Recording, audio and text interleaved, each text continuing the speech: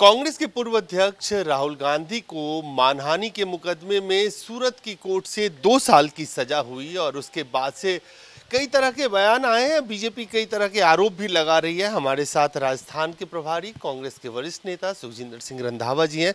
Randhawa sir, क्या लगता है आपको? मानहानि के तो देश में बहुत सारे मुकदमे हुए, लेकिन इस तरह का जो फैसला आया है, क्या कांग्रेस पार्टी कानूनी तौर पे तो इसको चैलेंज करेगी? राजनीतिक लड़ाई किस तरह से होगी?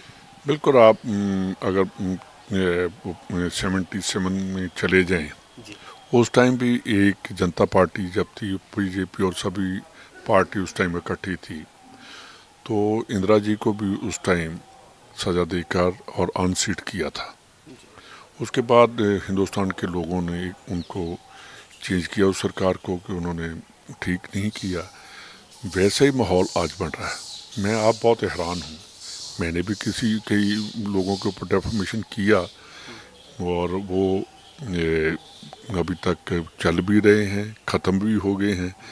पर हिस्ट्री में पहली बार देखा कि मैक्सिमम जो है सज़ा वो दी जाए। इसके ऊपर तो मैं सवाल तो नहीं खड़ा करना चाहता जुडिशरी पर शंकाएं पैदा हो जाती हैं कि 2 साल इसलिए किया कि वो अनसीट कर सकें।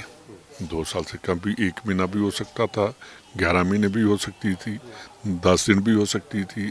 अदरवाइज जज ये भी पूछ सकते थे कि आप सॉरी फील करते हैं, अगर राहुल जी कहते कि मैं नहीं करता। दूसरी बात जो उन्होंने कहा कि मोदी एक कम्युनिटी को उन्होंने डिसरिस्पेक्ट दिखाई है। उन्होंने कहा कि नीरव मोदी, ललित मोदी, अपना पीएम साहब, इनका नाम लिया। अगर इनको कहा कि जो लोग देश को लूटकर बाहर भाग गए हैं वो चोर हैं, तो मेरा ख्याल कम्युनिटी की इसमें इंसल्ट नहीं है, उन लोगों की इंसल्ट है जिन्होंने शेल्टर दिया है। तो वो उसको डाइजेस्ट नहीं कर सकी कि हमने वो भाग गए हैं। देखिए कि हर आदमी का लुकआउट जो है, रेड कॉर्नर जो इशू होता है, इन लोगों को वापस लाने की, देश को जो खाकर चले गए। और इतना ही है ना कि हम परमानेंट सिटीजनशिप मिल रहा है एंटीगुआ में मेहुल चोकसी को, बाकी लोगों को। मैंने यही कह रहा हूँ कि हम अगर इंडियन गवर्नमेंट लिखे तो उनको मिलेगी। मैं भी, ये बहुत सारे सवाल हैं। तो इसका मतलब है कि हाँ, हमारा देश डिक्टेटरशिप की तरफ बढ़ रहा है कि जो कोई बोलेगा उसको हम बोलने नहीं देंगे, जो कोई बोलेगा उसको अनसीट कर देंगे।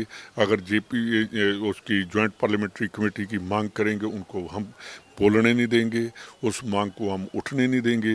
अगर राहुल गांधी कोई बात करता है उसको पार्लियामेंट से बाहर रखेंगे। ये बहुत देर डेमोक्रेसी में नहीं चलेगा। और जो बहुत अनफॉर्चुनेट बात है कि ऐसी एक बहुत, जो जिस देश की सबसे बड़ी डेमोक्रेसी है, उस देश में ही डेमोक्रेसी का गला घोंट दिया जा रहा है। आपको लगता है कि आप जैसा कह रहे हो, एक कॉन्स्पिरेसी थ्योरी लग रही है कि राहुल गांधी की सदस्यता चली जाए और राहुल गांधी भविष्य में कंटेस्ट न कर सके? तो जिस तरीके से बीजेपी के मंत्री और सभी जो बोल रहे हैं, कल से मैं देख रहा हूँ, उसमें तो मेरे को कॉन्स्पिरेसी लग ही रही है।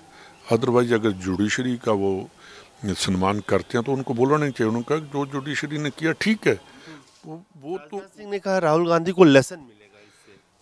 ये मैं यही देखिए ना कि राजनाथ जैसे सीनियर लीडर जो बात करते हैं और एक सीजन्ड लीडर ऐसी बात करे, तो उसके पीछे कोई ना कोई तो होगा। कॉन्स्पिरेसी तो लगती है और कहना लेसन मिलेगा, ये ठीक बात नहीं है। लोगों को डराने वाली और डेमोक्रेसी को ख़त्म करने वाली बात है। रंधावा साहब, एक सवाल ये बनता है कि जिस तरह से कल आम आदमी पार्टी के संयोजक अरविंद केजरीवाल ने राहुल गांधी के को जो सजा मिली है उसकी एक तरह से मुखालफत की। उन्होंने कहा कि मानहानि के मुकदमे में उनको नहीं फंसाना चाहिए। तो इस मुद्दे पे आपको लगता है कि एक यूनानिमिटी है अपोजिशन में कि? देखिए, यूनानिमिटी करनी पड़ेगी अपोजिशन को। अगर अलग अलग रहेंगे तो देश का नुकसान होगा। हमें एक ऐसी गवर्नमेंट के साथ मिलकर लड़ाई लड़नी पड़ेगी जो डेमोक्रेसी को ख़त्म करने जा रही है।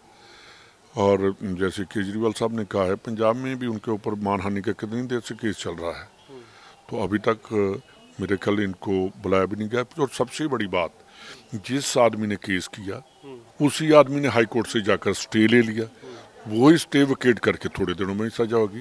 ये बहुत चीज़ें देखने वाली हैं और इसके पीछे क्या है ये हिंदुस्तान की दुनिया देख रही है। एक आखिरी सवाल, चूंकि आपके राज्य का मामला है, अमृतपाल सिंह एब्सकॉन्डर सब पकड़े जाते हैं, वो लगातार भाग रहा है, हरियाणा तक पहुंच चुका है, रोज आप देखते होंगे ड्रोन से भी तस्वीरें मिल रही है, लेकिन पुलिस को वो मिल रही है। मेरे से ज़्यादा हिंदुस्तान के होम मिनिस्टर वही आपको बता सकते हैं। और जो पंजाब 80s के जिन थे वो दोबारा नहीं आने चाहिए।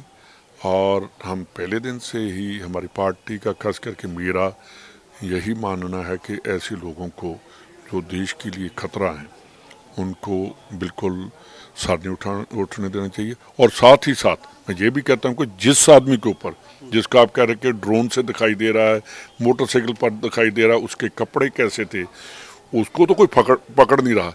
जो ऐसे अपने घरों में आदमी बैठे हैं उनके ऊपर NSA लगा के, ये भी गलत बात है कि हमें लोगों को इंसाफ देना चाहिए। जो गिल्टी है उसके ऊपर केस बढ़ना चाहिए।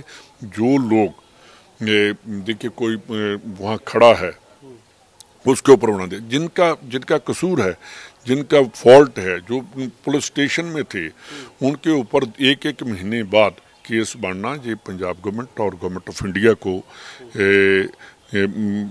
इनका जो पंजाब के होम मिनिस्टर हैं वो पंजाब में कहते हैं पंजाबी लागू करेंगे, बोलते वो हिंदी में है।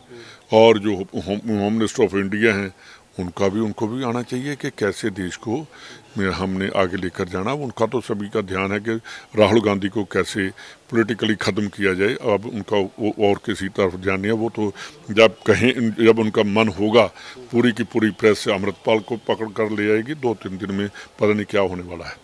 धन्यवाद। तो साफ तौर से रंधावा साहब का कहना है कि चाहे मोदी सरकार हो, गृह मंत्री, उनका सारा ध्यान राहुल गांधी को डिसीट करने में लगा हुआ है, उनको कॉन्स्पिरेसी में फंसाने में लगा हुआ है। इतना ध्यान अगर अमृतपाल की तरफ हो तो 2-3 दिन में वो पकड़ा जाए। कैमरामैन फिरोज के साथ अजय झा, दैनिक सवेरा, दिल्ली।